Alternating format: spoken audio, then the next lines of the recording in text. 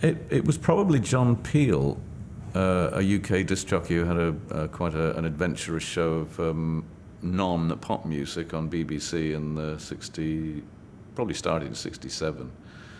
And he played people like Captain Beefheart and some of the British blues bands, and he took a shine to the early Jethro Tull. He played our first couple of records. That's probably the first time I heard Us was on the John Peel show.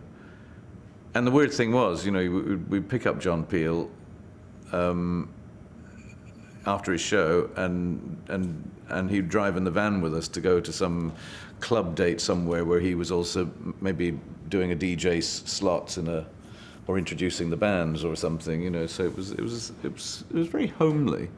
Despite the fact this was national radio in the UK, it was kind of national radio, but it was kind of family. You felt there's a small community of people really who were the movers and shakers in that early music industry and in the adventurous times at the end of the '60s, where things broke away from the old pop traditions and became a little more what I guess became kind of progressive, not only in a musical sense but in the industry sense. The new record companies were born, Virgin Records, Chrysalis Records, and it was a new breed of people came into the music industry, folks who were not showbizzers.